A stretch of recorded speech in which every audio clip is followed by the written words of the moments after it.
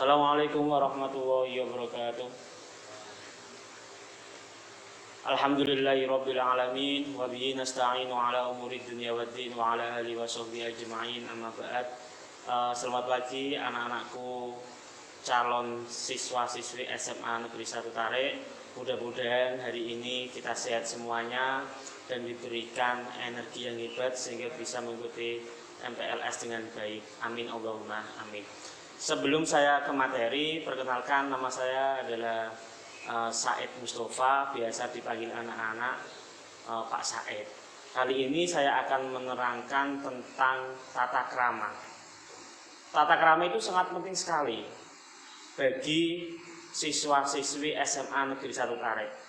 Arti tata krama sendiri yaitu tata itu aturan atau kaidah atau susunan, krama yaitu ragam hormat. Makanya dalam bahasa Jawa biasanya dikatakan dengan toto kromo, yaitu aturan atau kaidah atau sopan santun.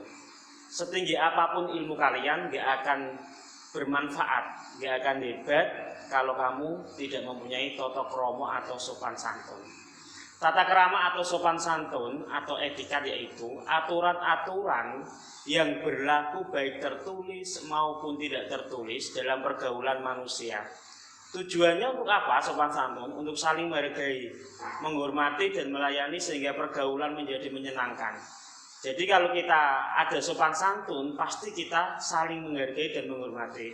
Sekali bicara pasti ada satu pemikiran, jadi nggak langsung diomongkan. Baiklah, kita lanjut. Dasar-dasar etika, satu yaitu sopan santun, memberi perhatian kepada orang lain. Kalau kita punya etika, pasti kita memberi perhatian kepada orang lain. Yang diberi perhatian pun akan senang. Tiga yaitu menjaga perasaan orang lain. Kalau kita punya etika sopan santun, pasti kita ngomong, setiap ngomong pasti akan diberikan. Menepati waktu dan janji, itu merupakan dasar-dasar etika.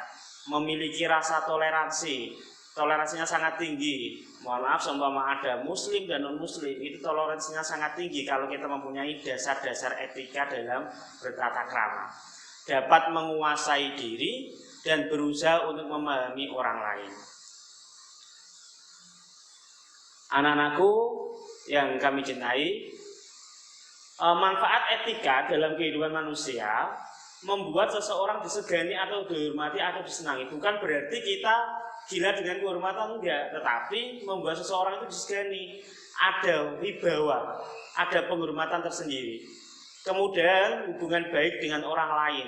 Kalau kita punya tata krama, pasti kita berhubungan dengan siapapun, kita akan lebih mudah. Memberi keyakinan pada diri sendiri dalam situasi apapun. Jadi setiap situasi apapun kita yakin bahwa diri kita sendiri itu mempunyai wibawa dan disegani dan dihormati oleh orang lain. Dapat memelihara suasana yang baik di lingkungan keluarga, sekolah, kantor, dan masyarakat.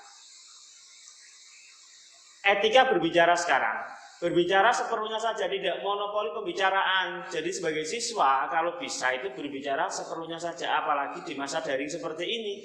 Jadi kalian pada waktu masa daring seperti ini, seumpama ada pertanyaan pada guru mata pelajaran tertentu, kalian harus ngomong, tunjuk jari atau dikasih kesempatan gurunya, baru kita berbicara. Baru berbicara seperlunya saja, tidak memonopoli pembicaraan. Jangan mengatakan kata-kata yang dapat menyinggung perasaan orang lain. Sekali kita mengucapkan, itu tidak bisa lagi kita ulur kembali, karena bisa menyinggung perasaan orang lain. Hendaklah berbicara jujur, terus terang, tidak mengada-ngada. Nah, ini berbicara jujur itu sangat sulit sekali. Ali bin Abi Thalib juga pernah mengatakan kejujuran itu adalah emas, adalah nur, adalah cahaya. Jangan menyindir, berlagak sombong dan merendahkan orang lain. Kalau kita di media sosial biasanya, kalau buat story itu hati-hati, terkadang yang membacanya itu tersindir. Makanya setiap perkataan, tulisan apapun kita harus berpikir dua kali sebelum kita mengekspos ke media sosial. Hendaklah mengucapkan terima kasih atas pertolongan atau pemberian orang lain. Ini banyak sekali di kalangan kaum muda. Kalau sesuatu yang sudah dilakukan, hendaklah dia itu mengucapkan terima kasih, matur suwun Bu. Nah, seperti itu. Sewaktu orang tua berbicara adalah mendengarkan dengan penuh hormat. Kalau orang tua berbicara seharusnya kalian harus mendengarkan dengan hormat. Kalau sudah diberi kesempatan untuk melakukan berpendapat silahkan. Tetapi dengan kata-kata biasanya kalau orang Jawa ngomong itu nyuwun sewu gitu. Biasanya kalau sudah sekolah sudah normal, kalau kita ke kantor tanya kepada guru, kita ngomong Bu nyuwun sewu meja bapak niki teng pundi. Nah itu namanya etika atau tata krama. Jangan menyela pembicaraan. Ini bahaya banget. Biasanya jiwa-jiwa muda kalau nggak cocok langsung menyela pembicaraan. Etika berpakaian. Hendaklah kita selalu berpakaian yang pantas dan sopan.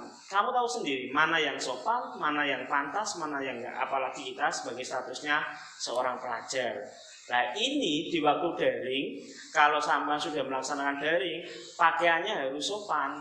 Jangan daring hanya melakukan pakaian, cuma daring aja kita pakaiannya seadanya. Tidak boleh. Itu namanya etika berpakaian. Kebersihan pakaian itu harus juga dijaga, harus diperhatikan. Jangan memakai sandal kalau ke kantor, kalau ke dinas apapun diusahakan jangan memakai sandal, harus bersepatu. Meskipun tidak ada luring dari kita kalau kita ke sekolah untuk konsultasi pembelajaran apapun dengan gurunya masing-masing, kita diharuskan memakai sepatu, memakai seragam yang telah ditentukan oleh sekolah. Lanjut anak-anakku ya. Etika di sekolah. Kepada kepala sekolah, guru, karyawan, dan kakak kelas, dan teman, apa etikanya kalian kepada kepala sekolah, guru, karyawan, dan kakak kelas? 1. Bersikap sopan dan menyapa dengan hormat. Permisi Pak, ya, seperti itu. Mengucapkan terima kasih bila ditolong. Apabila kalian telah ditolong teman kalian, jangan lupa untuk mengucapkan terima kasih, syukron kasih. Tidak mengejek, menyindir, dan mengolok-olok. Nah, ini banyak sekali biasanya di kalangan anak-anak muda. Memang kalau kita sudah egonya sudah terlalu, sudah tidak ada pertemanan di situ, maka yang akan terjadi apa? Menyindir, mengolok-olok, dan tidak bicara ketus. Ya, bicara ketus ini jangan sampai kita pembicaraan kita itu menyakitkan orang lain. Jangan ketus, jangan omong kotor dan kasar. Tidak boleh memegang kepala teman. Makanya kepala adalah segala-galanya. Bahkan di ibadah pun dikatakan Rasul, itu kepala memang segala-galanya. Belum saatnya berpacaran, cari teman sebanyak mungkin. Kita pelajar tidak boleh berpacaran. Apalagi dalam Islam itu haram berpacaran. Tidak ada namanya pacaran berbasis syariat Islam, tidak ada. Adanya adalah ta'aruf. Ta'aruf itu pun dibatasi. Nah, gitu. Lanjut ya.